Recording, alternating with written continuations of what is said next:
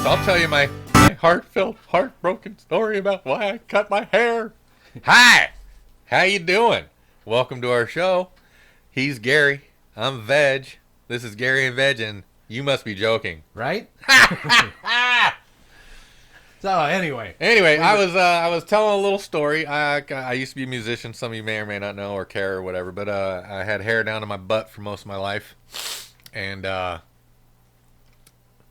was in a band in 2016, and we recorded a demo and didn't do anything with it, but handed them out to our friends. And we got an email from this guy in New York, Banger Music, and they're like, "Hey, thanks for your submission. You just took first place in best unsigned metal band of 2017. We need you to come play a show." Like, cool.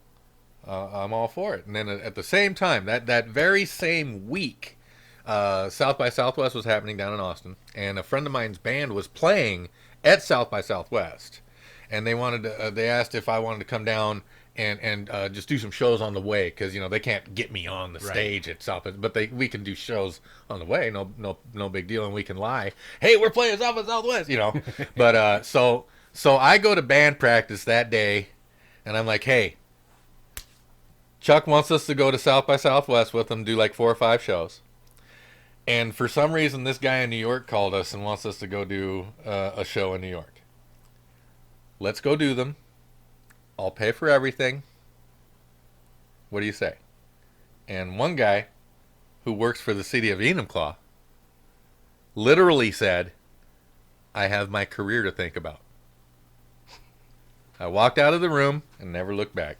And I haven't touched a guitar in 5 years, man. That's a lie. Okay, I haven't played a guitar for a band in 5 years. Okay.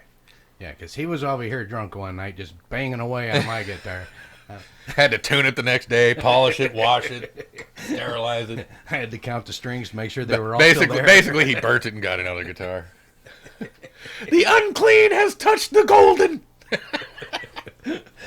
So yeah, I went home and I cut all my hair off, and everyone was like, "What the hell happened to you?" And I said, "It was either that or my neck." So. Yeah, well, when I came out of the mountains and I moved here, I have my career to think about. Yeah, that. Enumclaw, city planner. Yeah. I wanted a career in music, you bag. Well, yeah, it's still not too late. It's always too late. No. Everything I've ever done was always too late. Always. No, you could get started now. Everything I've ever done was always too late. No, in fact, I can help you set up a tour. Yeah? Yeah. Who's going to play? Because we need a guitarist. Actually, we need 2 guitarists, a keyboardist, and maybe another vocalist. Or actually, a singer, because I'm just a vocal expressionist. And so if they can do better on the parts, I'll be like, "Can you sing these words, please?" Yeah, but I can put you on the retirement home circuit. I'll play. I don't give a shit. I've played for kids dying of cancer in a hospital. I will play any gig, and I don't even need to get paid. That's how stupid I was. There you go.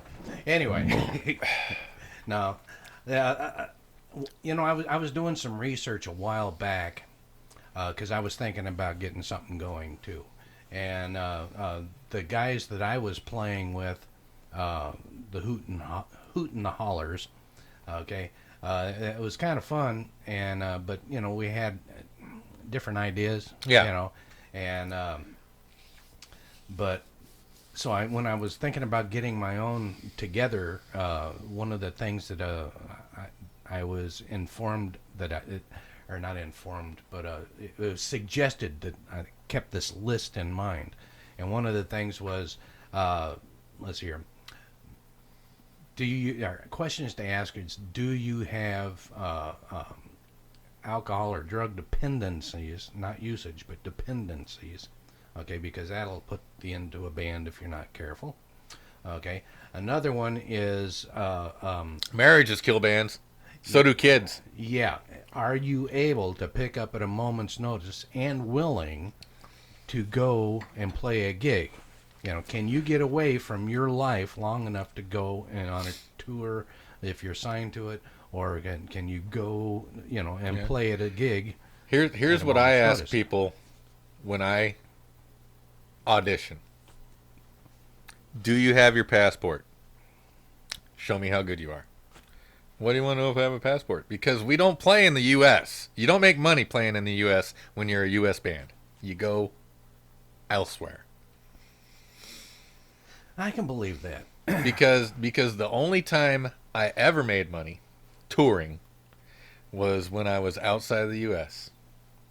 Japan, 5,000 a week. London, 8,000 a week. Germany, 9,000 for 2 fucking days. U.S., you're lucky if you make gas money. Yeah, yeah. We pretty much just made. And it's almost the polar opposite for European bands and German bands and well, I guess they're European and other bands from other countries. They come Yeah. here and they make money, whereas over there they don't make money. But I guess it's just because Because they're out of their own element. They've had to do the traveling. They've got. I don't know what it is because I used to book gigs up and down the West Coast just because it's fun to play and travel. Yeah. And so, you book, and you make, dive bars. And so, $200, hey, that's a lot from a dive bar on a Wednesday night when there's no one there. That's great. Yeah. But when I was in London, we played this little hole in the wall, and it was me, my band, the bartender, the bouncer, and the owner of the club. And he handed us $800 when we played 3 fucking songs. What? There's no one here. He's like, oh, but you guys were great. Okay, we'll come back. You come back on a Friday night, you make $2,000 because the guy loved you and everyone was dancing and drinking. So, Yeah. and that's the key. Gotta make everybody happy. Yeah. The only time You can play dirgy music, I've played but the people got to be there to hear it. I've played enough, to where I made like gas money, because by the time we all got paid, and it was like 250 or 300 for the show for the night for all of us, and then we all had to split it up, and then after expenses and everything, it was like $10, Yeah. $20, Yeah, something like that. because I said $200 on a Wednesday night, but you got to split that between all of us, and now we each either got to get a pizza and put gas in the car and be able to make flyers for the next gig, or we just smoke a bunch of weed and hope that the next gig works out. Yeah. We've done both. But the best profit I ever made was at this place. It was a resort in Idaho. It was somewhere around Hot Springs, Idaho. Mhm. Okay, there's there by the colleges, yeah. yeah, there's a resort there, Yeah. and I was hitchhiking through trying to come back into Washington from South Dakota, and these guys picked me up, and they said, they pointed at my guitar, and they said, "You play that?" And I said, "Yeah." They said, "Well, why don't you come and play at the play where we're at, and we'll go ahead and we'll give you all you can eat, all you can drink, and a place to stay for the night." I said, "Sold." Bargain. Yep, that was a good profit, because Hell I yeah, ate a that lot was- and I drank an awful lot. Yeah, I can drink more than you really wanted me to. Yeah, and I did. That was Shit, one time we were, way back when we were still kicking around before the Seattle scene took off. We'd play all these bars, and this one bartender came in, or excuse me, this one bar owner called us one day. Hey, come play. Okay, cool. So we get there. Are you gonna pay us? He's like, no, but I got this keg, and if you can tap it, you can tap it. And so we opened it because he didn't have a tap. He didn't have a tap. That was our keg. It was on stage with us for 4 hours, and we drank the whole fucking thing. I don't even remember packing my gear out for that gig. Yeah, I had some friends over in White Center that they were actually a pretty good band, but they had this issue as the more they drank, the deafer they got. Yeah, So halfway through the night, I know that experience. yeah, halfway through the night, the band, is being told by everybody to turn it down, and they just kept getting louder and louder and louder and louder. They finally got smart. In fact, that was just before they broke up. In fact, they finally got smart, and they had an engineer is what they called him. Yeah. You know, where he actually was in control of the mixer and the volume. Yeah, we had a tech guy for a while, especially when we were touring, because you can't depend on those people to know how to dial in what you're trying to do. Yeah. Because, like you said, too loud all the time, too loud. Because when I first started out, I had nothing, and so I'm playing all these gigs, and as I get into better and better bands, I started buying better and better gear, and then I got with this guy who. He came to my house to practice one day, and he brought 3 rigs. I was like, "Are you bringing friends? What's going on?" He's like, "No, this is what I play through." I was like, "What?" He's like, "Yeah, anytime I set up, this is my setup." Wham! I was like, "I can see why that's your setup." And he says, "Do you play all this stuff?" I was like, "Oh, I play that and this when I want to." He's like, No. Plug all that in and see what happens." I was like, "Oh shit," because we had so much fucking gear. And you know these little clubs, they got a stage about this big, right? Yeah. And so you got 3 guitar amps, 2 bass amps, and then the drum rig, and everyone, and they're like, "How many people are in the band?" "Oh, just 3 of us." "What?" "Got more shit than the Rolling Stones." "Yeah, we're a lot better than them." And then we'd be playing, but like Hell's Kitchen when it was up on 6th. Rolled in, put all our shit on stage. "How many people in the band?" "Oh, just 3 of us." "Oh, wow, okay, well, I don't have to mic the bass at all then." No, sir, you do not. Yeah, I kind of like that. Though. But with all that gear, we could keep it at a volume where we could talk on stage, and it would still sound phenomenal out in the crowd. And the people running our sound were just like, "Your sound is so amazing. How come it's just not overdriven and shitty?" And it's like, "Well, because we're only on 2. This club is tiny. This is not the Kingdom." Yeah, with us, we found out that if we looked at the room and we got there early enough when we set up, it would depend on the angle that we put the speakers at. Oh yeah. Not just the height, Yeah, but the angle there's a lot as to how it would reverb around through the room. And you got to think how many bodies are going to be in there soaking up that noise, and Yeah, and if there's like this, the beams going across the ceiling, then you had to angle it to where it would go across kind of the beam. reflect and Yeah. So it would kind of like pull. Some friends of mine in another band. If you guys want to get into the conversation, you can feel free.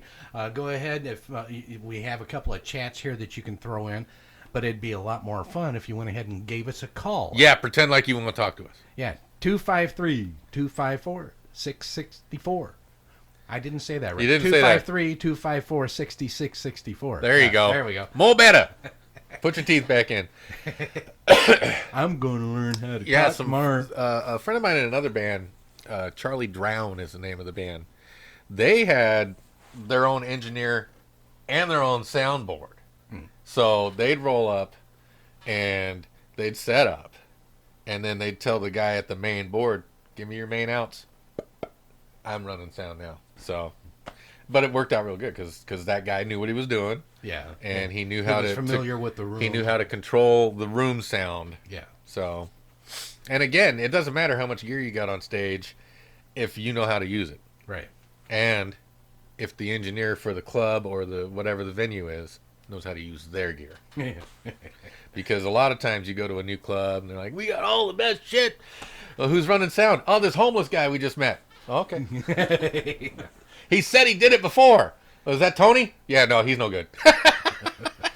Yeah, he did it before. His day job is spinning the signs in front of the mattress store. His day job is sleeping on the sidewalk. But yeah, I enjoyed, and I still do. I still enjoy playing. I just can't play like I used to because of the damage to my hands. I can't sing anymore, as you know. I've never been able to sing. So I'm getting better. I'm getting better. It's funny when people tell me you sound great. I'm just like, what? Nah, I just that song was one I could do.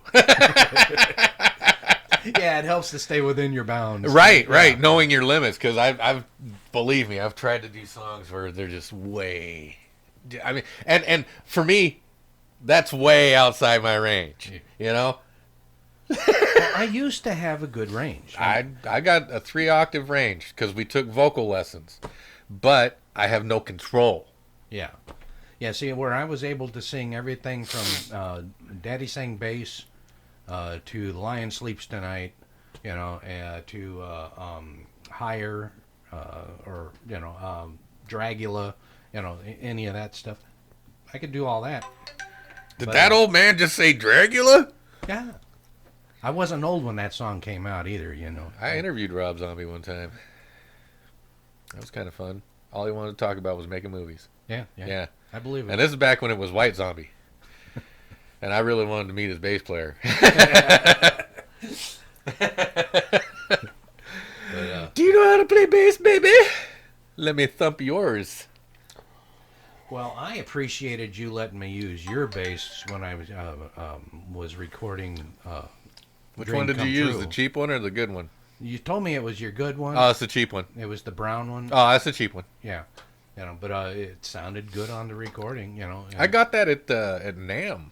Oh, really? Yeah, because we were rolling through town playing, and at the time I was playing a Washburn Force 4, and we got done playing the gig, and we went to NAMM because gear hogs. So we're looking at everything, and this guy, this rep for Warwick was down there, and he's just like, "Hey, didn't I just see you guys the other day at the thing and stuff?" And I was like, "Yeah." And he's like, "Were you the one playing that Washburn?" And I was like, "Yeah, it's a beautiful bass." He's like, "I love those, but you should try this." He put it in my hands, and I was just like, "This is mine now. You aren't getting it back." The funny thing is, I had to relearn how to play because that bass was so. It was way outside my pay grade at that point, and it was so good, and so I was just like, because with that Washburn, it's just like choking every note out of it with that cruiser. It's just like, it's like, holy mother of pearl, I can play. Yeah, well, that bass that you loaned me and everything, it was That's a really the nice cruiser, bass. Yeah, yeah. and I never picked one up before. I didn't realize how heavy they were. That one's not even heavy. You want a heavy one? I'll bring my heavy one over. No, after I that, got a 28. I got a 28-pound bass, man. Yeah, see, I've got my own bass now. Uh-huh. It's a cheapo, Yeah, but see, here's the beautiful thing about bass. It doesn't have to be expensive because the waveform is so big that it's just like dong, dong, dong. Where guitar is so sensitive and the waveform is so tight and small, right. It has to be. If it's not a top of the line piece of gear, you have to be able to play it like it's a top of the line piece of gear. Whereas if it is as it goes up, as long as you have the skill, then you can keep playing it better. But with a bass, it's just like here it is, good, boom, boom, boom. And the best part about the fat waveform, a friend of mine, pardon me, I drank too much coffee too quick. A friend of mine was playing guitar, and he bought a wireless system, one of those $100 ones, because he's a cheap piece of shit. And he's playing, and he can't walk outside the room that he's practicing in. And it's tight. It's like the kitchen. This thing's garbage, and we're all in there. This thing's garbage. Sure, wireless from my guitar. And I had wireless. I used his 80 thing because so he's using that 80 and he's it doesn't work and sounds bad. I'm like, really? Let me try it out. Plugged it into the bass. Boom, boom, boom. Sounds just fine. Walked out to his neighbor's house. Boom, boom. How you doing, Charlie? Boom, boom, boom. Am I still playing right? Boom, boom. Worked just fine. He's just like, fuck you. It's like, well, that's the beauty of bass, buddy. So he sold that to me for $10, and I used that for over a year. No, I bought mine. It's a Shure. Mm-hmm. And I never had a lick of problem with it, and it's got a pretty good. Well, range. Shure is a good brand. Nady is. Behringer's. You know what? I like Behringer because they're cheap, but their products are usually really good. Well, that's what I'm using for a mixer. I have 2 of them. Yeah, and I really like it. I haven't had a lick of problem with it, other than I'm not that technical. Yeah. I learning it. The learning curve is all there is to it. Yeah, and as far as learning it, by the way, just to let everybody know, Learning this, I went as far as I got it to working, and I know how to get it to where we can do the show. And we stopped. And I can run, and I can run the radio. That's show. where the learning ended. Yep. As far as effects and that kind of stuff goes, it has all that stuff on. And that's here. why I played bass, buddy. I only need to know the alphabet A through G sharp. You know? Yeah, G sharp. What? Isn't that H? No, that's A minor. Stay away from the minor. Don't do that because I used to be a miner. Hey, man. I'm a miner right now. I'm a Bitcoin miner. Yeah, well, there is that. I mine pi. Hey, I'm a hey. pi miner, so. But I used to actually work in a You gold think mine, Pi's going to do anything? Because I saw they had this weird thing, and I was just like, what's this? It's a lock. Uh-huh. So the long. We are not financial experts. This Yeah. is not financial advice. Yeah, in fact, probably should not listen to me whatsoever. Do the exact opposite. Ready, and go. But what is it? Because I barely looked at it, and I went ahead and pushed yes. And Yeah. But what I didn't, what it was is, they want you to. It's pretty much promising that you're not going to use all of your. They wanted you to lock all of it, 90% of your yeah. coin. Okay, so you got 10 that you can actually use in transactions. 10%.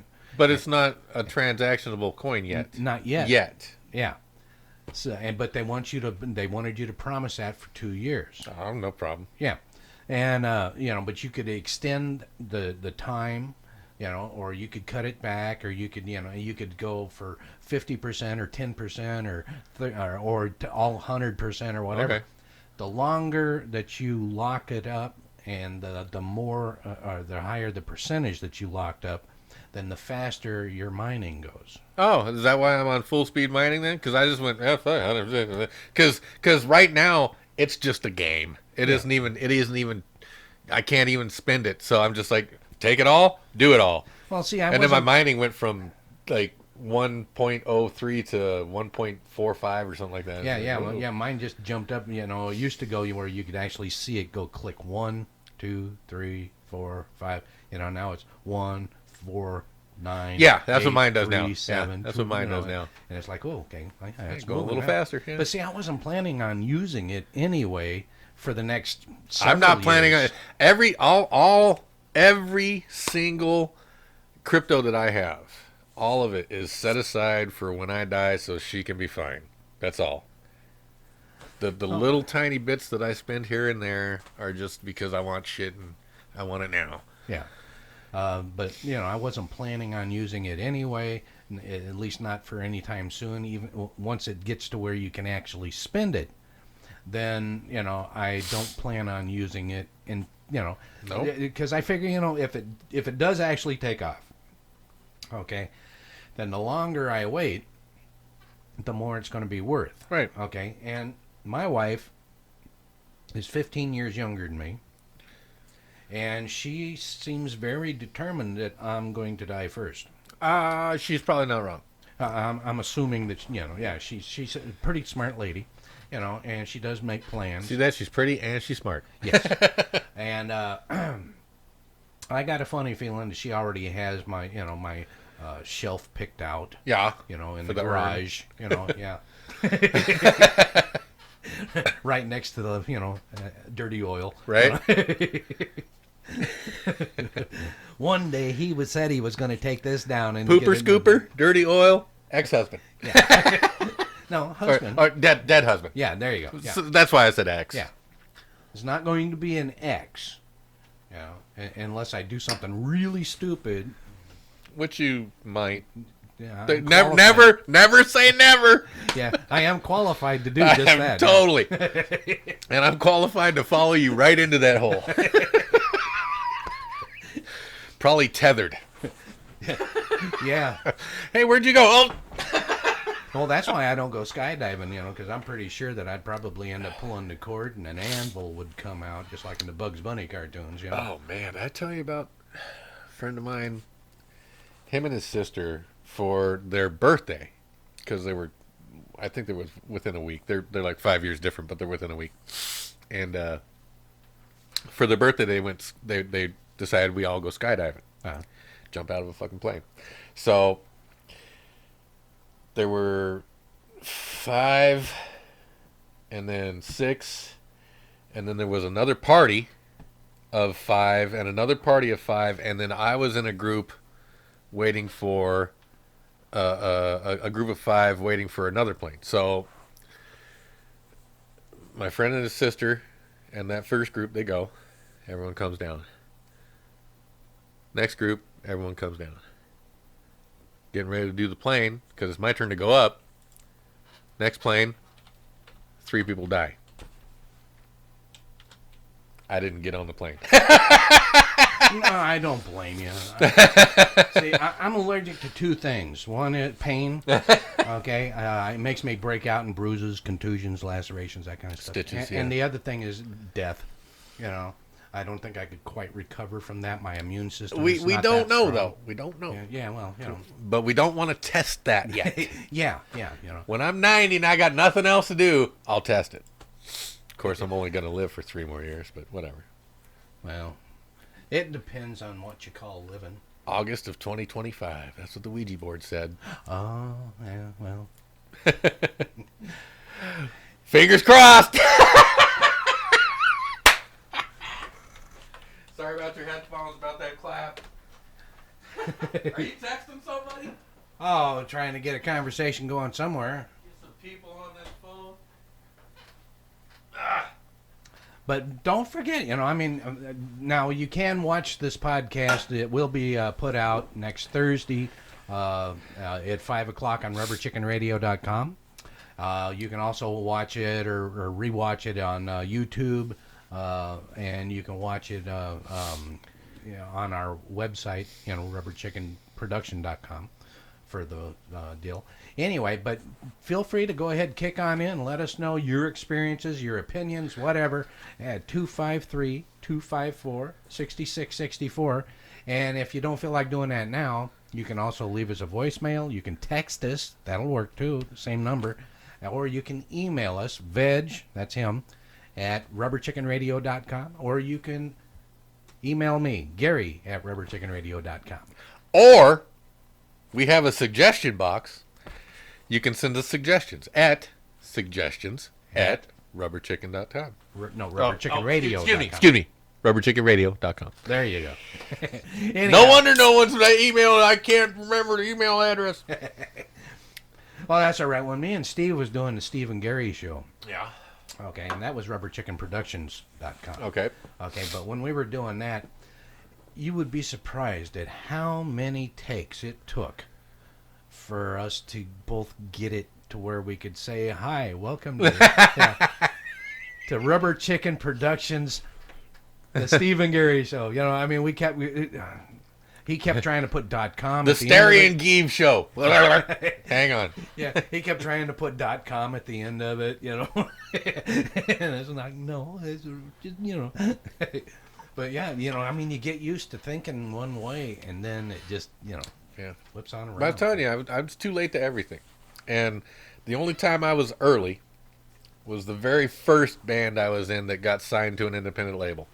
Because I was 18.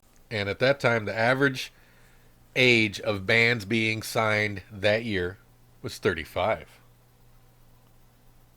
So, when I was 24 and got signed to another independent label, the average age of bands being signed that year, guess? 18. 16. 16. Boy bands. Mm-hmm. Yeah. I remember that time. So I worked hard and I did what I could and I got to travel. I got to have fun. I didn't get famous, but goddamn, I got to play a lot of awesome shows. I opened for a lot of bands. I made some good friends and had some great sex. Well, that's the important part That right there. Yeah. sex is number one because it says sex, drugs, rock and roll. Okay. Yeah. I took number one very serious. Yeah, I usually take number 2 quite serious. You know. I always take number 2 sitting down. That's it. I gotta sit down for this one. I gotta take it serious. What I'm saying. But yeah, so you know, and then God, what did I do after that? Like trying to get in these podcasts. I should have done it back when they first started coming out. because I was when I and you can ask my friends. It's like, man, we should do this thing where you call in because Bill Burr was doing it. Ah, You know, he'd do his, I guess it was his Monday morning call in or whatever. It's like, man, we should do something like that and just get the band. Duh, duh, duh, duh. So, you know, and here it is 22 years later. yeah. Hey, you know what? I'm going to do a podcast. Well, I never even thought about doing a podcast until after I got the radio station going, and I really enjoy doing the radio station, and playing the music and, talking to people and having the requests put in. And in fact, a lot of the songs, I can honestly say, a lot of the songs are because of you people, the listeners. Okay? What do you mean, you people? Because I didn't know some of these songs. I mean, I had a wide range of music that I like. Oh, yeah. I like everything from ABBA to ZZ Top, but I've never heard everything. Yeah, but I have been introduced to some of the coolest stuff. A lot of blues songs that I never even heard of these guys, like Johnny Lang. Okay. Sounds familiar. Yeah, but very good. But there's I can't remember how to pronounce his name. It's like Brogal or something like that. But he did this song called Home, and he's done a few songs and everything. And he's another blues guy. And just it sounds so good. But a lot of these, if I don't have them when they give me the request, then I do my best to get them. Uh-huh. And as long as they're not hip hop or rap, then I'll go ahead and I'll get them. And What's wrong with hip hop and rap? They don't fit on my platform. Make another radio show. No, there's already enough. If you watch a movie, chances are you're going to listen to hip hop and rap. If you're going to watch a movie, there's going to be hip hop and rap. Most of the stations that you listen to are out there anymore are hip hop or Well, rap. that's because that's the evolution of of listening. It's Yeah. not the evolution of music. It's the evolution of listening. Yeah, but it's also the evolution of not writing your own stuff. Letting computers generate it for you. They've had electronic music for 40 years, bro. Well, yeah, but You ever heard Tomita? yeah. Tomita's awesome, but all he does is cover tunes, and it's all electronic. Yeah. And it's all classical. It's beautiful. Yeah. His best album is probably Holst's Planets. But there again, but those were not the, like you said, most of them are cover songs, which means that somebody else wrote them. Yeah. And then he redoes them in electronics. Uh-huh. Okay. Most of the rap and hip hop music They itself, all borrow or steal from. no, I got a program myself that does the exact same thing. All you do and everything is you say what beat you want, what instruments you want, and then you push make song, and it puts them all together. If you don't like it, hit that button again, and it'll switch them around. Yeah. And it just keeps doing that. And you can change the genres and everything. That's what this new country, what they call new country, is. It's just hip hop. But that's what with a music twang. is anymore. Yeah. Is let me just push a button on my computer and get famous. Yeah, where I actually want to. I still like to support musicians. Okay. Now I admit that a lot of the lyrics on a lot of these songs, okay, are really good. But it's like you're listening to the same thing over and over again. They speed it up, slow it down. You are. Yeah. You can listen to 15 rap songs Mhm. from the past 3 years, and they probably all have the same beat in them. Yeah. All of them. Yeah, and hip hop the same But thing. but like you said, lyrically, Yeah. if they exercise lyrically, then I don't mind so much hearing the same crap over and over again. Because like when I used to ride the bus to North Shore all the time to go golfing, I would I would hear this beat in someone's headphones all the time, and I finally heard it on the radio.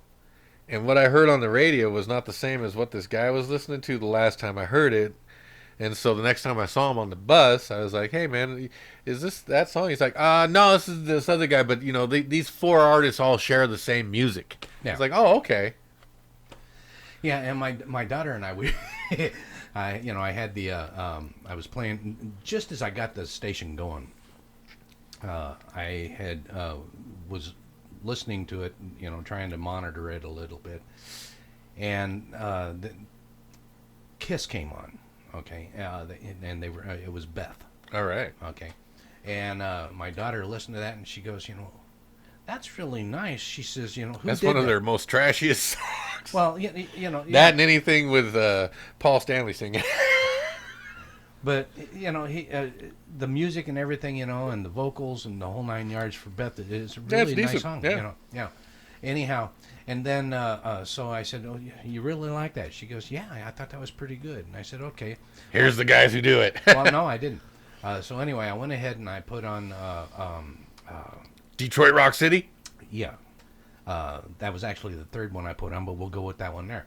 And only I did the one off the Destroyer album, so it had the sound effects. Oh God, I know which one you're talking about. I can't name it. I'm too stupid. Yeah. But, So anyway, so at the beginning of Detroit Rock City, you start hearing the news and the rattling of the dishes and stuff like this, and he gets in the car and he starts driving, and you hear him shift, and then Gene Simmons comes in with the bass, and they just the music kicks in and they start singing, and then they go all the way through, and then at the end of the song, he goes, "Oh my God, no time to turn, I'm going to die," and why? And then all of a sudden, at the last beat of the song, then you hear this car spin out and crash, and so she was, "Whoa, who was that?" I said, "Same tribute to band." Paul. I said, "That was the same band." I said, "Now here's another one from someone that I think you'll really like too." And it was Hard Luck Woman. And she listened to that and she says, "Now who did this one?" Same band. And they're three totally different styles of Yeah. music. And Hey, the Rolling Stones survived disco. Okay. yeah, well, they did some disco. Yeah, they survived it. But that's just it. I mean, back then, Moving pictures. yeah, Rush. the bands, the real musicians, okay, the ones that I consider real musicians, okay, they had a variation of stuff that they would do. Now, other musicians would come along and, like, you can listen to, you said ABBA earlier, okay? Other than the vocals, okay, some of their stuff, That's all synthesizer. not all of it, but close, yeah. But the music itself, even though the vocals are all I mean very distinct, Super harmony. yeah, and it's very distinct. First note that they sing that it's ABBA, ABBA, yeah. But the music itself, is got such a variation, from SOS to Fernando. Dancing Queen, Fernando. Yeah. This kind of Yeah, stuff. because SOS has kind of a rock beat, where Fernando's got kind of a The melodic Hispanic, dance yeah. beat, and then It's kind of a salsa. yeah, they're not locked into a genre. Right. And to me, even Which is what Sweet- I always wanted. yeah, Sweet was another one. Oh, okay? Sweet. Yeah, they would. They had so many. You had to actually know their songs to know it was them. Yeah. And Alice Cooper. Okay, if you didn't listen to the words, then you didn't know it was him on a lot of them. I mean, No More Mystery, Got Nice Guys, School's Out, Welcome to My Nightmare, Cold Ethel. Cold Ethel. For a long time I thought Cold Ethel was a Zappa song. Oh, For a really? long time. Like, that's got to be a Zappa song. I got such a kick out of it the first time I heard it, especially when he goes, making love by the refrigerator light. She's cool in bed. She ought to be because Ethel's dead. It's like, whoa. Just kind of snaps you in the face with that one. What? Yeah. This song's about necrophilia. Yeah, in a big way. In a big way, yeah. That's kind of like, But like I said, I was surprised that it wasn't a Zappa tune. Yeah. I was like, what? That's Zappa. Well, that's why, when, what's his name?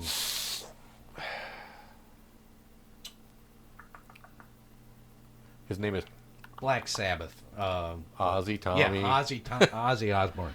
When he started doing his thing and everything, I started laughing, because he was trying to do an Alice Cooper show his pretty thing? much. Yeah. What do you mean? Well, when he was on stage and everything, and he decided he was going to bite the head off the chicken or whatever he did. Bat? Yeah. I mean, hell, Alice Cooper had done that like 20 years before, Yeah, well, Ozzy was. See, Alice Cooper showman. Did like a lot Alice of their Cooper. music, though. Alice Cooper was a showman. Ozzy was a musician or vocalist, but he was also an opportunist. Yeah. Yeah, but Alice Cooper was a wizard. Oh, yeah. When it come to Have you entertaining. been to a live Cooper show? You Yeah. watch him cut his fucking head off. I was just like, wow. Yeah, everybody. When we were in The first time I saw it, I was like, Yeah. Well, the last time I saw it, it was on television, and it was yeah, it's no good on TV. You You yeah. gotta watch that live, Yeah, because well- that'll make you go, what the? Well, he didn't do like he originally did. He grabbed a naked mannequin, threw its head in the guillotine, and then pulled the deal. While he was singing a song. It Yeah, was no big deal. But the way back when he first did it, when he was when doing he laid it, in it, yeah, and it's him, and everybody. We all. It was the last beat of what's the name of it? yeah, exactly. Desperado. Mm. Okay, so it was the last beat, pulled that string, and nothing.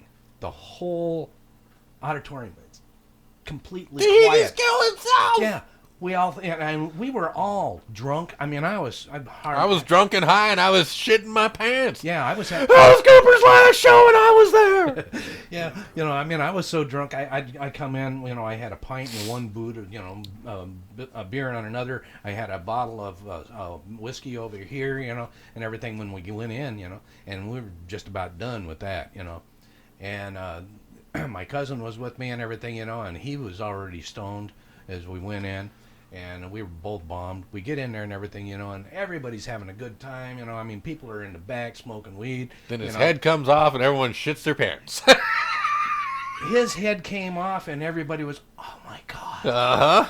He committed suicide for an encore. Yup.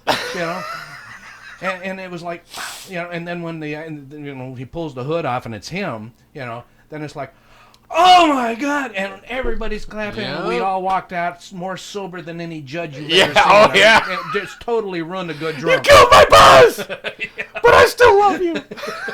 It was so cool, And I don't know, maybe it wasn't as good as what I remember. Maybe it was so good because I was so fucked up, or pardon me, so drunk. Nah, man. But, oh my Live is always better than TV. Well, Always. yeah, but like I said, he didn't even try on. He's the definitely television. changed. Yeah, as the years have gone by. Yeah. But that's to be expected. Yeah. You can't do everything you used to do. Well, it's I- like I- watching Ozzy on stage. He used to be able to pick up the guitarist and be like, "Yeah, I got the guitarist." Now he's just like doing Oz aerobics. Yeah. Like the inflatable flailing arm guy. Yeah, well, And very bad at it. yeah, but back then in 75 or 76, something like that. Yeah. He was a magician. It was a magic act. Where this last deal, he didn't even try to put any magic into it. There was no showmanship with it other than just, while he's singing. Yeah, but he's 183 years old. He's been doing it for 99 years. I think he's done it enough that everyone appreciates that he's still doing it. Yeah, I think that it could be because he did it for so many, that the shock is gone. Oh, it's gone. Yeah. It's way gone. Even though it would still be cool to see again. Yeah, if he did what he did in when did I see it? 78. If he did what he did in 78 today, not only would it be sensational, but it would also be plastered all over the internet. And this man is horrible. Never do what he does. You shouldn't be. Are you not offended? Because I could be offended for you if you weren't offended enough. Yeah, no, Yeah, that was so cool though. yeah, no, it was awesome. He was my hero. That was the very first. I can see why that one guy idolized him so much. What's his butt? that was my very The first. beautiful people, the beautiful people. I can't think of the guy's name. Anyway, That was my very first concert I ever went to. really? Yep. My first concert was Yeah. Elvis. And I've only been to 3 actual concerts in my life. Okay. Yeah. Well, I had a hard time. I've been to more concerts than I've played. And I've played thousands. Yeah, I had a hard time being in a crowd, being sober. I had to get drunk to go to a bar, Yeah. So I couldn't be, in a group like that unless I was pretty. I have this thing where I need to get high to go get high. Yeah, pretty much.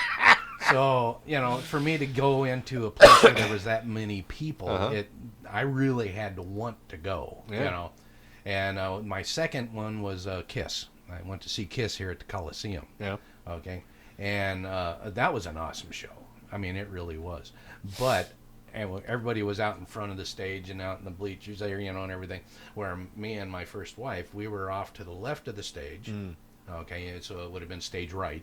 Okay, and way back in the bleachers, all by ourselves, where nobody else was around. My wife kept looking at me like, "Can we go down?" Okay, you go ahead, man. I got to stay up here.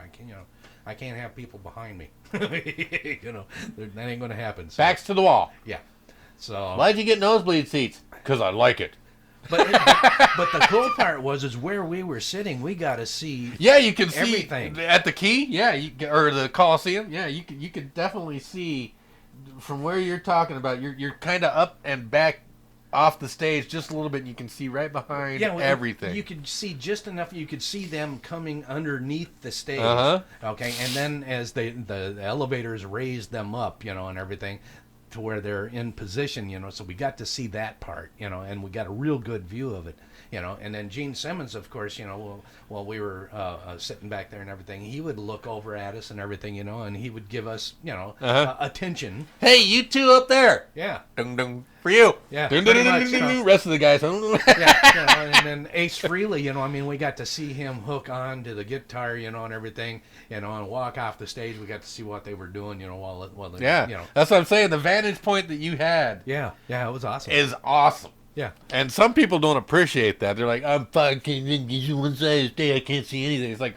look at what's going on. Yeah. But some people aren't interested in what's going on. They just want to see the band. Yeah, well, it was a great show. Oh, yeah. And, of course, I like Kiss anyway. I really like their earlier stuff. The only song I can say that I really didn't like, was Dr. Love. Anything Paul Stanley sang. They call me Dr. Love. I just never could get into that one. But, They call me Dr. Dumb. But, no, I thought they were pretty good, especially back in the day. I've seen Kiss 8 times. Well, evidently you liked them too, but yeah. But I've seen Crosby, Stills, and Nash 4 times. Yeah. Well, I've been to Kiss I've seen once, Ozzy. Alice Cooper once. I've seen Ozzy 9 times. Now, of those 3 bands, every single time I saw them was their last fucking tour. Yeah. But if you think about it, I kind of worked my way downhill. Okay, Alice Cooper was my first one. Okay, that was, the most emotionally awesome. Yeah. Kiss was second. Yeah. Okay, and that's where they rank. They should have been there. They were awesome, but they weren't Alice Cooper. Right. Okay, and then they were following on his coattails. Yeah, and then I kind of went to the basement. It was a good show, but it was so staged, and even us being out, because it was in the Kingdom. Even us, the people that were out there and everything, they asked us to do a wave and this kind of stuff, Where the other ones, it was just be you, but it was Barbara Mandrell. Barbara Mandrell? Yeah. Huh.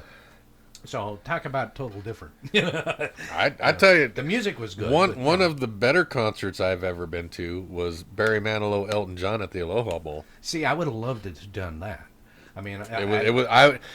It was amazing. Yeah, Elton John, I love his music.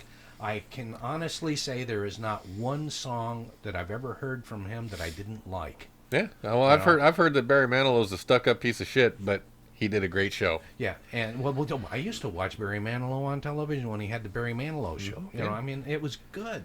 You know, and I loved his music. He had a beautiful voice. I think his music is great. Yeah. I think Elton John's better, which is why Elton was headlining. But when they both came out with pianos and played, I was just like, oh my God. Yeah. See, I would love to see that. That was a great show. Yeah, but you know. God, it was at 84. Yeah, but I love Barry Manilow's music. I mean, you know, and his Side voice note, and- I worked for Blue Water Sea Sports. Elton John went diving with us, chartered a boat, and his boyfriend was there, and they had a little tiff.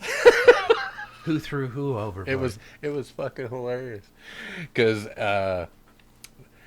Sir Elton was complaining about all these guys that were oogling him, and I don't know if it was his husband or boyfriend, but anyway, the guy's like, well, you should have just fucked that one guy because he was pretty.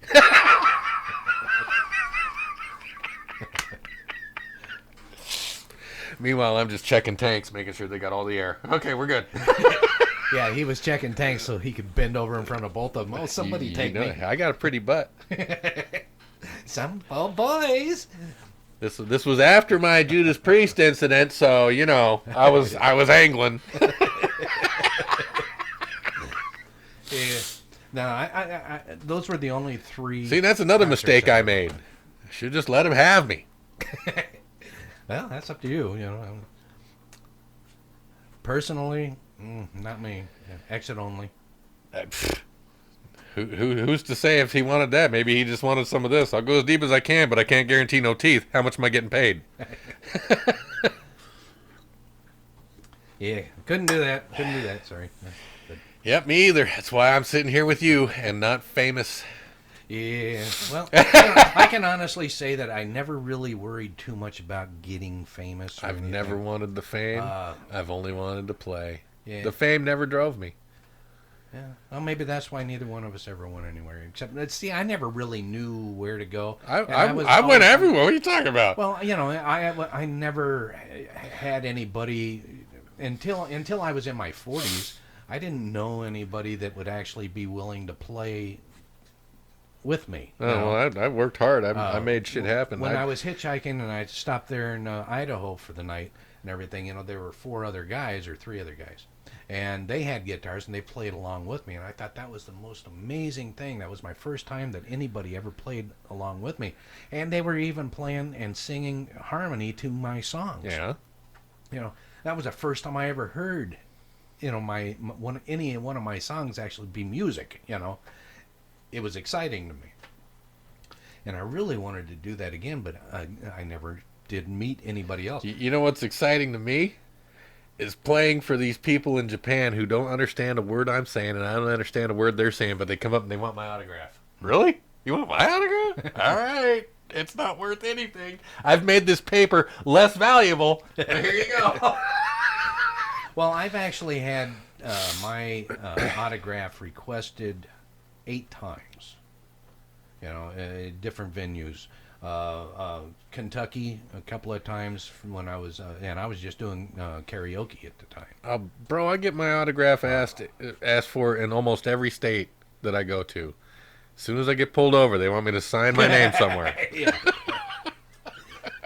Yeah, I haven't had that issue. In fact, I can honestly say that I haven't been pulled over by a cop since I owned my 70 Olds Cutlass. Man, I haven't been pulled over in so long. Can you grab me one too? Not out of the... You want a cold one or a regular one? Regular. Roger that. Thank you. But yeah, See, I just can't get into American beers being warm. I just can't. They just don't have the same flavor as like a nice European beer when it's room temperature. I don't know. I just got used to it being room temperature. I really here. Let me. Don't get me wrong. I will drink a beer that is hot. Oh yeah. Before I die of thirst. But my first choice is not an American beer if it's hot.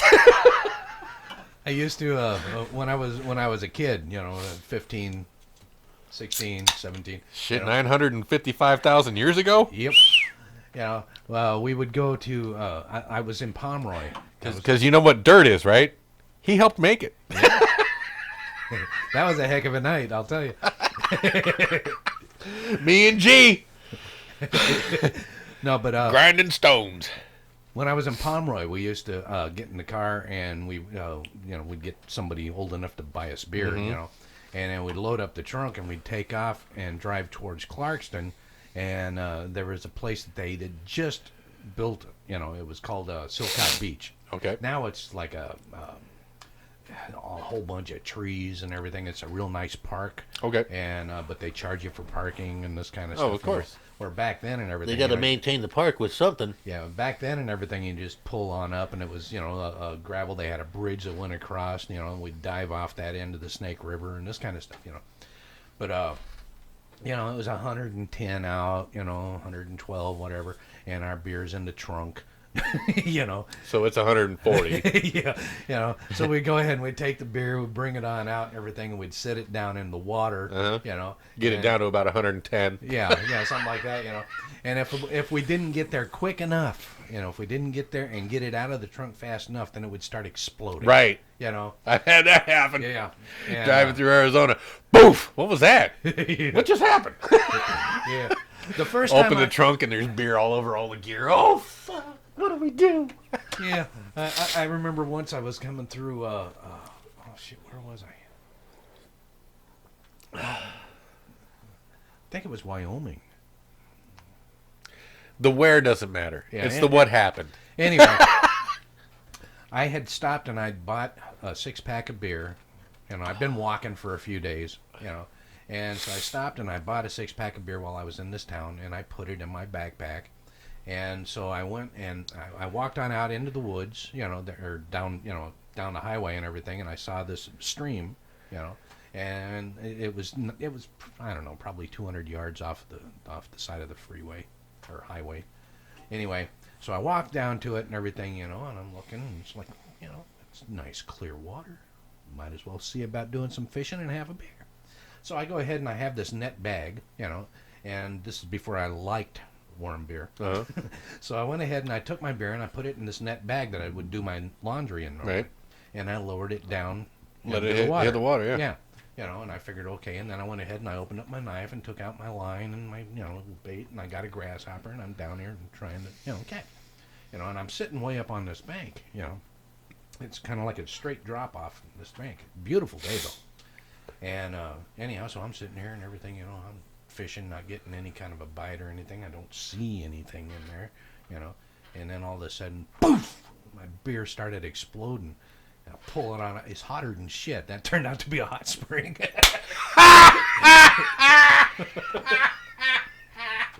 Why is there no fish in this water? Yeah. Oh, because they're dying. Yeah. I let my goldfish go in the hot spring, and they're edible now, though. Yeah, if I would have caught a fish, it would have been pre-cooked. Yeah, ready to go. But yeah, my beer. This is a poached perch. Yeah.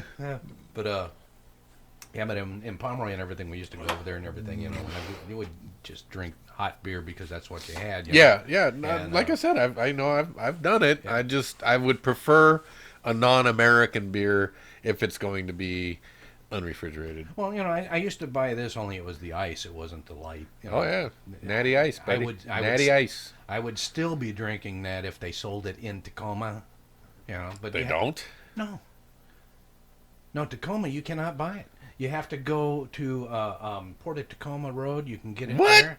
Or you can go to Lakewood. You can go up over here to past Safeway on The city of 72nd. Tacoma said no to natural light, huh? Natural ice. You Na- can buy oh, ice, natural ice. light. You can buy natural light, but not natural How does ice. it work today? You can't buy any ice beer in the city limits of Tacoma. What? Yeah. Wow. Yeah, that's what I said. I wouldn't have moved here if I'd have known that. Yeah. But What's the more reason- natural than natural ice? yeah. Nothing.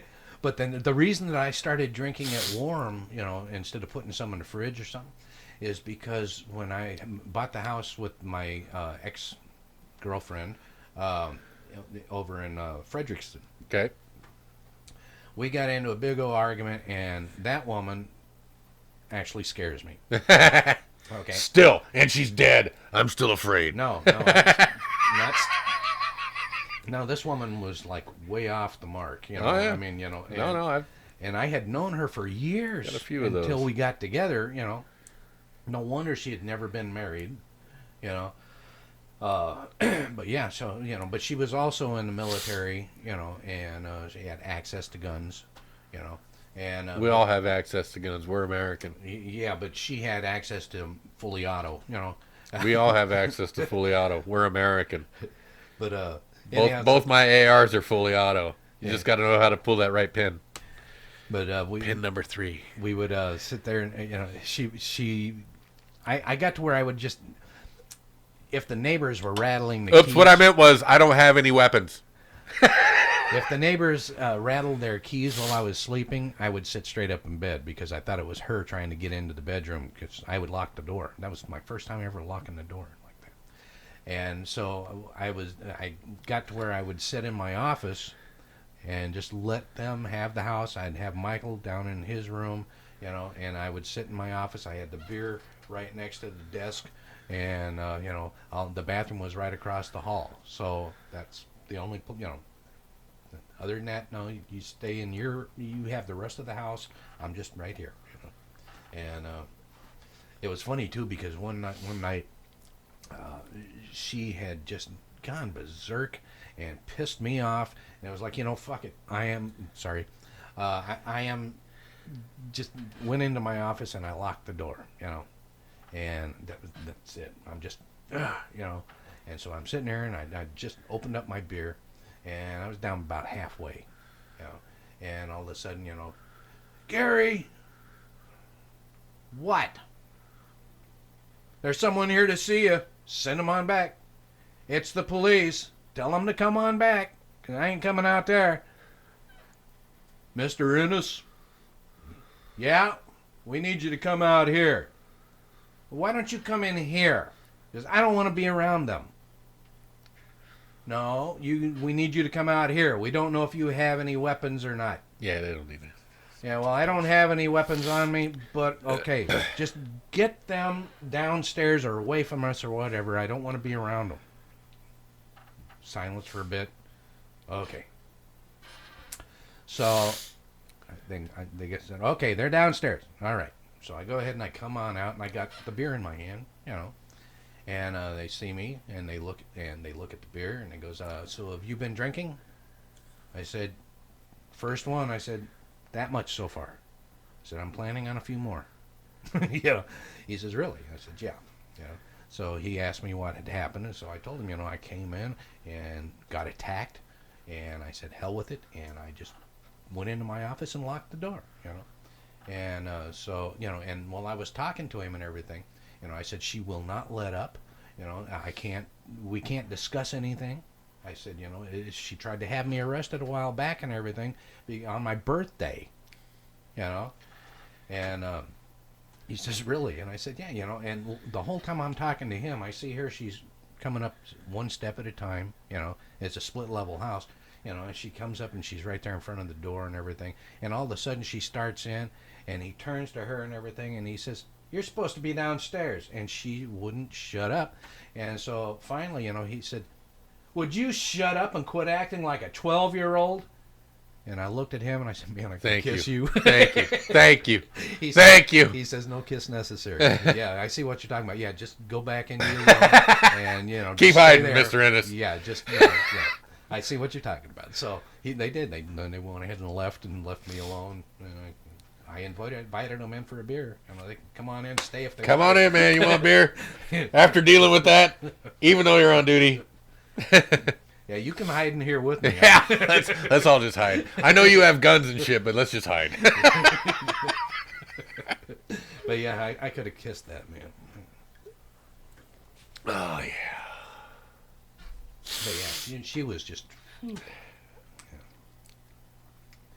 Yeah, I've never been stupid enough to put my stuff in crazy. Oh well. But I've been so tempted. Oh my God, that crazy. Oh, that crazy. Too crazy. Well, I've had mine in more than one. Yeah, well, You know. I In fact, just I can't. found out- I'm crazy, so I can't match with crazy. Yeah, see, I found out a long time ago that my perfect woman. Let's see here. Doesn't exist. Let me rephrase that. Wait, my wife was born 2 years ago. Now I have to wait 18 more years to meet her and get married. Let me rephrase what I was starting to say. Have you ever seen that movie, I Dismember Mama? I dismembered Mama? Yeah, I Dismember Mama. It's an old horror flick. God, no. I mean, it sounds familiar, but is it a B movie, black and white? Yeah, pretty much. Yeah, so I it sounds because I like to watch all them old B movies, man. So I've probably seen it, but go on. Okay, well, anyhow, one of the deals, she's got the knife in her hand like this and just, and I got to thinking, I think that's exactly what I'm attracted to because it seems like, it seems like that's what I keep getting. Yeah, yeah. Well, It's just, my wife. love right now, is very weird. my wife right now is the Very first weird. sane female I've ever You don't met. know that? Well, she is the sanest woman I've ever met. You don't know that. She is. You don't know that. No, I didn't say. There's a facade. Yeah, but she is the sanest. I mean, we've been married. She has shown me that she can be the sanest woman. Yeah, we've been married for 16 years, so yeah, Oh, you're halfway there then. Yeah, we've actually lived in the same place for 16 years, and we've never split up and gone our separate ways and got back together or anything like that. I've been with my mama for 31. This will be 32 years. Well, see, I moved out of my mama's house a long time ago. Oh no, man! Don't move out of mama's house. But no, it was definitely. Yeah, that sounds crazy. Yeah. Yeah, because I had a girl that liked me. I went to a party one time and she had let me know that she liked me before I went to this party. Like, I mean, a while before. So we talk, we're friends, see at school. This is how long ago it was. We were at school. High school. So we go to this party. Not together, but she's at this party and I go to this party and she's there. And there's a guy hitting on her that she didn't like. So she comes over to me because she sees me come to the party. Says, hey, there's this guy doing this stuff. I'm like, okay, yeah. So I told her, hey, man, she's not into you at all. And as I said, at all, she comes in with a fucking knife. Pardon my French. She's got a knife, and she's going to attack this guy. What I didn't know, she had been harassing the guy all night. Oh. And he was just like, I'm scared of that lady. She comes in with the knife, and so I'm just like, what are you doing? And she's like, well, he's been harassing me. I'm like, but this is not the situation. No, don't do that. And so I do like this, and she starts coming at me with the knife. And I like grabbed her hand, and she pulled the knife out, and so I'm just like, okay, now I got to go get stitches. Do I punch you in the face with my bloody hand or not? That's why I've seen, Never grab a knife. No, grab the hand that holds it. Yeah, well, I went for the wrist, but I got the blade. Yeah. Oh, look. It was neat to see the fat in my thumb, though. Yeah, it's amazing. Yeah.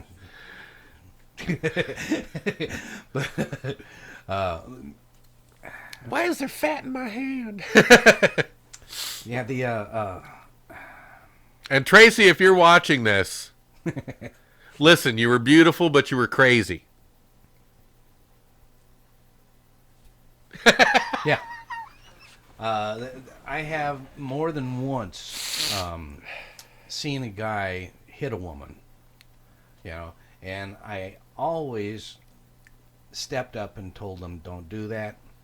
And I've done it a couple of times since the one that I told you about, the military one, and I've done it twice since I've been with the one that I told you about before. There were 5 of them and 1 of me. Yeah. Anyhow, And what I tell them is that if I can put up with these ones without hitting them, then you ain't got no excuse. You know, she is not that bad. She does not deserve it half as much as they did, and Yeah. I couldn't do it. So I know some dudes who hit women, but high school party again. Buddy of mine breaks up with his girlfriend at the party. At the party. And she was not happy. Yeah. I mean, she was literally balled up hand punching him in the face. Like, I think she hit him like 5 times. And, you know, girl doesn't know how to punch. yeah, Guy can take a hit. So he's standing there and he's looking at all the guys in the party just like, I can't defend myself because they'll jump me. well, you know, I ain't got any. and when it was over, I went up to him like, dude, why didn't you just punch her right in the fucking face? No, He's like, because all these guys. I was like, man, I was about to punch her in the face for you. He's like, oh, I should have? Yes. well, you know, if she's gonna act like a man, then yeah. But It for the most has part, nothing. It's not act like a man. If, If you're going to punch me in the face, I don't care who you are, man, woman, child, old lady, dead person in a coffin, I am going to retaliate after the 3rd hit. yeah, well, see, I just block them. You know, I mean, Well, that's what I said. Yeah. 3rd hit. You get 3 swings. After that 3rd one, I'm going to retaliate. you know, I've stood there more than once and just kept blocking. Every time they try and hit me, just block it. You know, I'd give you 3. Swing 1, swing 2. Are you serious? Swing 3? Okay, now we're on. yeah. See, a guy, I won't give 3. I'll give everyone 3. I'll go ahead and, you know, if they're far enough out or they're drunk, I'll block them, you know, push them. I'll make a joke out of it. I spent a night in jail that once because, well, I'd been drinking too. But he comes in, you know. Imagine that. Yeah, he comes in, you know, and he's got his whole family. I Okay, never drink. a family of Samoans, 26 brothers and sisters and, you know, everybody. And the sisters fight harder than the brothers. Yeah. There was 26 of them living in this house, you know, and you know, but the guy came in and everything, you know, and was causing a problem. I told him, you know, get out, and you know, we were in the store. My girlfriend was working there that night, and so I told him, you know, he had to get out and everything, you know, and then the guy that he'd chased into the store, I told him, you know, to get out there. So as soon as he made it to the door, he took off running. The other guy couldn't catch him. Well, he was mad at me for that, you know. So anyhow, I couldn't. The cops saw that, you know, or came there and everything, and they asked me if I needed a ride, and I said, no, I can't take the ride because then I'll never be able to walk around here again, you know. So, Gotta save face. well, you know, if you show you're a coward, they're going to play it, you know. Our first caller. No, this isn't the right number. But You're on the air. They can leave a voicemail. You're on the air. But if you do want to join the conversation, although- 253-254-6664. There you go. You know, and we actually are going to be going for a little bit longer, but not too much longer. You know. But anyway, So you can't take a ride from the cops because the time Right. was bad. You don't want to look like a coward. yeah, because then I would never have any peace. They would continue at it. You know. So I went ahead and I just went and told them, no, I'll just go ahead and, you know, deal with it. So I went ahead and I started to go on home, and sure enough, all of them come out and surround me, you know. Well, they let the guy that was pissed off at me come at me, but if I would have ever hit him or anything, then I would have had to fight everybody and I'd have died. I don't know. I've been in that situation, and when I put the main guy down, the other guys kind of beat me Well, up. see, that's... They kind of beat me up, but they didn't kill me. Yeah, well, like I said, these were Because I've been in a Samoans. lot of fights, and I've lost some. Yeah, It happens. these were Samoans, and they were all a lot bigger than me. And but, Well, that goes without saying. But he was one of the younger brothers, you know, and he was one of the smaller ones. So all I ended up doing and everything, you know, is he would come at me, he'd try and kick me, he'd try and hit me or something like that, you know. And I would laugh, yeah, but I would laugh. I kept it a joke, you know, and as he would swing, I'd go ahead and I'd go on by him, and then, you know, like side kick him in the butt, you know, and this kind of stuff, you know, just kept egging him on. And sure enough, the cops were close enough, and they come pulling in, and everybody takes off, you know, and everything. But they got me and him, and drove us down to the, you know, put us in jail for the night.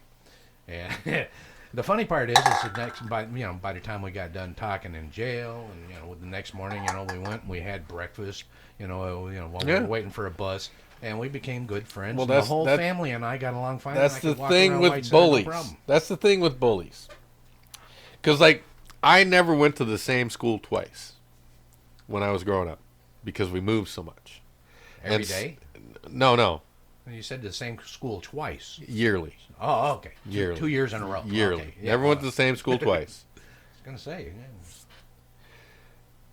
A couple times I did switch half year. But anyway, so what I would do was I would go and see if the bully had any, social standing. And if he was just an asshole, I would go pick a fight with him so that the other people would say, hey, he's obviously a good guy. And if he had good social standing, I'd go pick a fight with him so I could join his team. See, I never bothered picking the fight. Oh no, I'll pick a goddamn fight right now when I was in school. In in school. Yeah, in school. See, I didn't do that. When Now I don't do out of that. School, Now I don't do that. Yeah. We're opposite. Yeah, when I got out of school. You're just a fighting mofo. Yeah, well, I started. That's what alcohol does, people. Well, no, I started. No, I don't. was drinking at school too, but So was I. Yeah, when I got out of school, though, I ended up working at different jobs, and I'd meet different places, people, and I would go to different bars, this kind of stuff, and I got to where I enjoyed fighting so much, that I'd just go ahead and I'd stand there, I'd find somebody, usually one of the biggest guys in the bar, and I would just look at him and give him a dirty look, what kind of monster is that, or what kind of goofball is this, whatever. I'd just give them that look, and I'd go get closer and everything and kind of cock my head like this and, just, anything just to, get their attention and, then they'd, what are you laughing at, and next thing you know, we're having fun, Yeah. and, Well, when I was in high school, when I liked to pick fights, see, I would go to a party and I'd look for the big jocks because I'd go to the wrong party and I'd be like, hey, if you can't hit me as hard as my stepdad can, you're in a lot of trouble right now. yeah.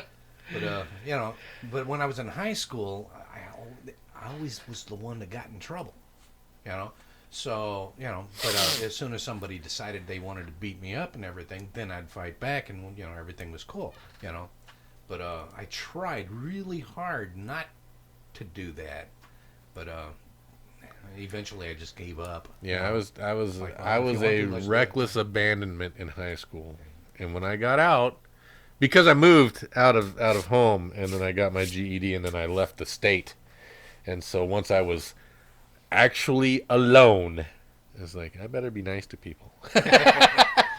Yeah, see, I didn't like people. I don't like people. I don't So- even like me. So I didn't like people when I got out of school.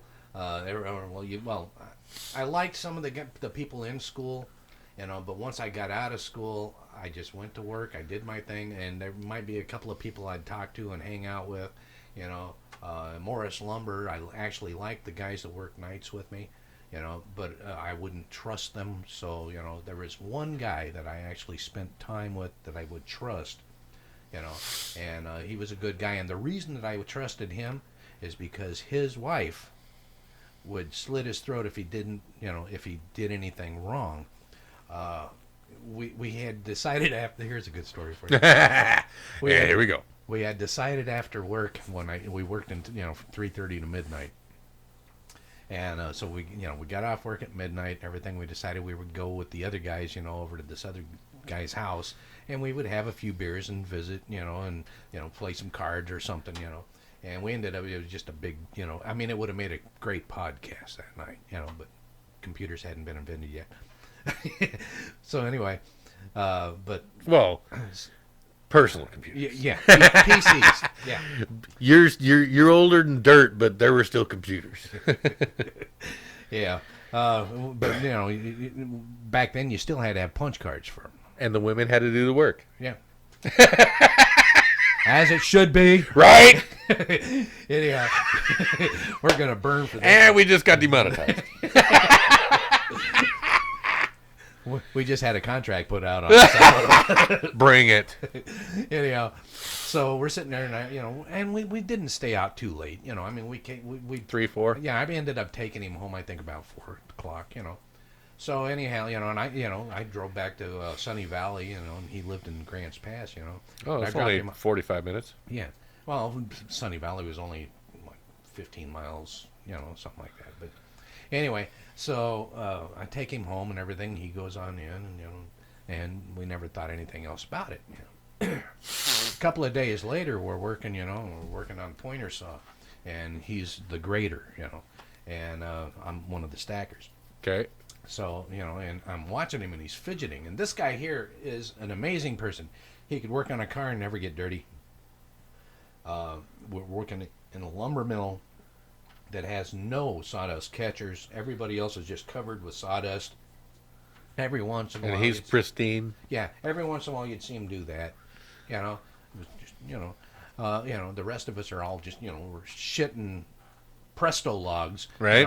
And, nothing, And, but, so he's doing that and you see him fidgeting just, like that.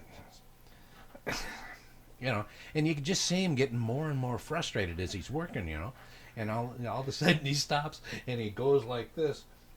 And he looked and his eyes got like this big around, And now I picked him up to go to work and I would take him home, Uh-huh. So, but his armpits were shaved, So he was going, what the hell, And so the rest of the night, he tried to get comfortable enough And with couldn't because of hair. it. Yeah. And so he goes, Don't ever shave your butt, folks.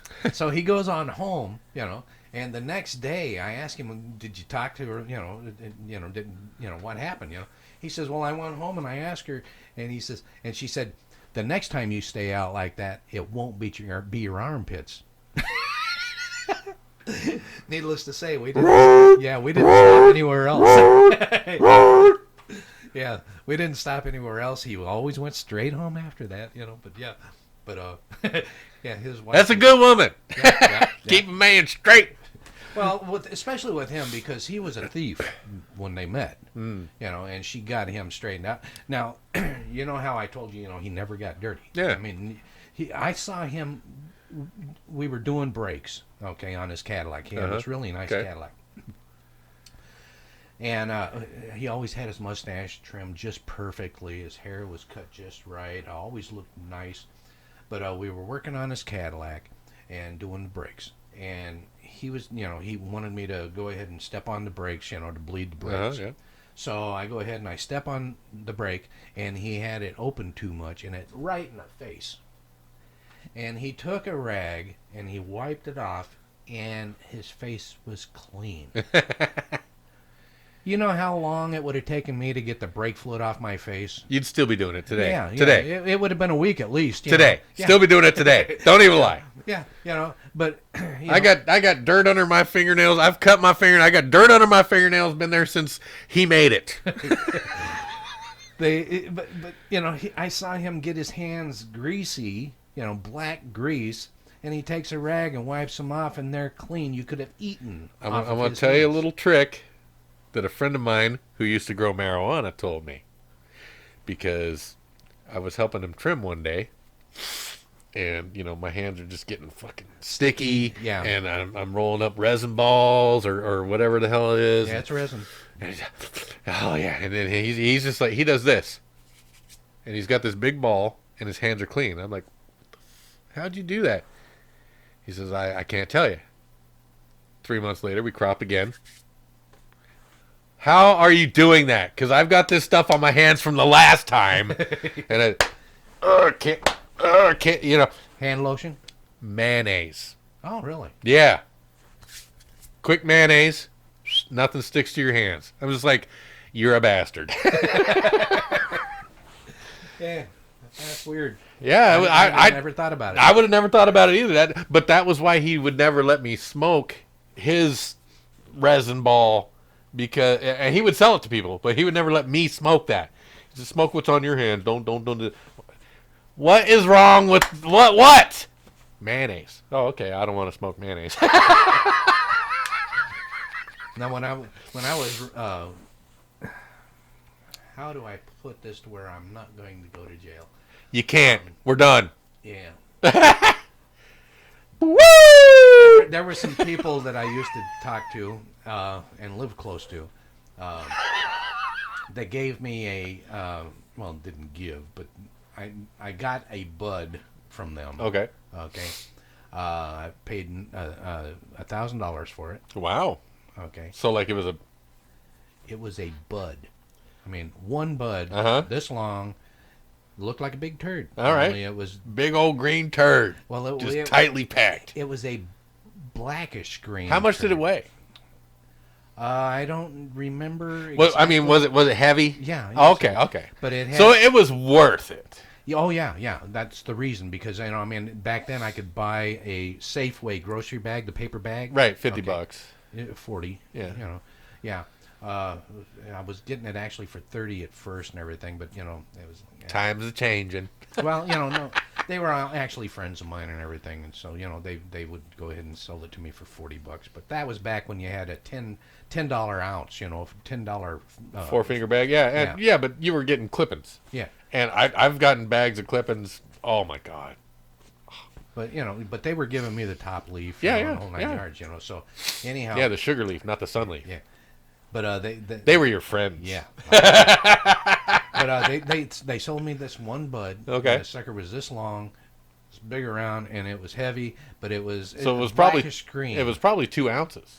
Yeah, it was blackish green, and but you would touch it and it would stick to Yep. you. It would stain your fingers. Yep. You if you touched a zigzag paper or a top paper to it, It just ripped.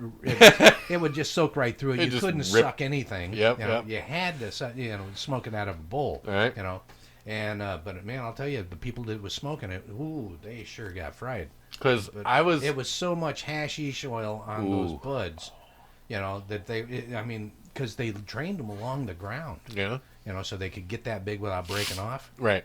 And and then when they got done, they would hang the plant Uh-huh. upside down. Oh yeah, whole plant. Yeah. Yeah. Oh yeah. And I used to do the same thing over there. You just don't even know. yeah. I got a picture of me with a bush. It's a plant. I vegged it for almost 9 months, and when I harvested it, I got 4 pounds of bud and 6 pounds of just really great smoke. A buddy of mine. I've only grown pot once in my life when I was over in Kennewick. Okay, a buddy of mine, Mario, he had 3 plants. Okay, but he had this one plant that just wouldn't grow. It was always just kind of yellow and almost dead. It just wouldn't go. So, but his other plants were doing okay. So I asked him if I could have it and try and get it to grow, right? Well, I went ahead and I took, we went ahead and cleaned up and transplanted it into a bigger pot, and I loosened up the dirt around the roots and everything, and anyhow, it started to grow, and I mean it got good, and it passed his plants, and it was about so tall, and it bushed out really nice. And I was so proud of that thing, and his were just, about so tall and just kind of, and he would pluck. Yeah. leaves. He was grooming his. Yeah. You were just growing yours. Yeah. And I thought it was such a beautiful plant, and I went out with this girl one night and everything, and we had a really good time. The next morning I came in and everything, and I went in to water my plant, and It was gone. no, the plant was still there. But there wasn't a leaf on it. It was just one long stem. I guess he came in. One time when I was in Hawaii, I was camping, and I found I found someone's farm, and so I was sitting there, and I didn't, to not be disrespectful because I wanted to borrow some weed from them. I went and found the grower. I said, "Hey man, this is some awesome stuff." He's like, "Yeah, you should check out that tree over there." So I go and I look, and it's a marijuana tree. It had bark on it, like it had been just growing. and there were buds on it probably this long. So I pulled one off, and I smoked on it for a good 4 hours, and all I got was a headache because it was not. It was hemp. It was not marijuana. It was hemp. Don't smoke hemp, people. Yeah. But the bud was beautiful. It was like huge, and I was just like, "This is awesome. This is the most marijuana I've ever held in my. Oh, let's get high." No. Yeah, well, the stuff that they would grow and everything, like I said, man, that stuff would just, Well, the stuff at the farm, beautiful. That free range plant, yeah. No, they not having it. I remember I used to bring, a bag of it up. I'd get a grocery bag and bring it on up, and I couldn't smoke it. I couldn't be around it too much because it just, I'm allergic, and so. But my wife and my father-in-law, they would bag it all up. We tried selling it, the same as they did down there, $10 for a 4-finger ounce, And so they'd go, but nobody wanted it. They kept, they'd go ahead and let them test it, and try it. Oh man, that's garbage, and they just didn't like it. So then we went ahead and rebagged it, quarter ounce for $20, and that was All good day. stuff. All day. Yeah, that was good stuff. Now this is the exact same stuff, but now that it's $20 for a quarter ounce instead of $10 for a full ounce. Oh, this must be premium. Yeah. It is. Yeah. Keep buying it. Tell your friends. So, and then when we got that bud, we paid $1,000 for that one bud, and that was $6,000 profit. So, I was really surprised. But It's yeah, nice. Yeah. But, like I said, I couldn't smoke it, so but and if I got around it and like when they would bag it up and stuff, I had to go to the other room. Really, you're that allergic to it? Oh, yeah. Because I know some people that are allergic would to just it. make me nauseous and everything. But if I tried to smoke it, or if I was in a room that had a lot of smoke in it, Yeah. then I would start getting Hives and shit. No, it wasn't necessarily hives, or at least I didn't notice them. But it felt like I was getting acupuncture all over. There was no place on me that didn't feel like I was getting stabbed with needles. Yeah. And it hurt like hell. And then I started getting nauseous, and I would start throwing up. Yep. You know. I know some people that are allergic to marijuana. I'm just like, man, how, why? I'll smoke that for you. There you go. Anyhow, now that we've confessed our sins, that is about all the time we've That's got. only a few of the sins. We've got a lot to confess. Welcome to our confessional. Anyhow. It is Sunday. Well, no, it's Monday. Not this week. Next week it'll be Sunday. Yeah. Yeah. So anyhow, we do appreciate you all joining us. This is a live stream, but we anyhow. Bitter beer face. Anyhow, thanks. This is another episode of You Must Be Joking. Right? Yeah. Anyhow, well, go ahead and we'll be putting it on. He's Gary and I'm Veg. Yeah. But if next week, if you guys would like us to actually talk about an actual subject, I was going to talk about ghosts and I love ghosts. stuff like that this week, but we got carried away. Yeah, with the next other week. stuff. So Don't forget, because I will. As soon as I walk out that door, I'm not going to remember nothing. Oh, there you go. Yeah. So anyway, At least I'm honest. if there's something that you guys would like to say or mention or whatever, go ahead and email us, or you can leave a voicemail at 253-254-6664. Or send suggestions to suggestions@rubberchickenradio.com.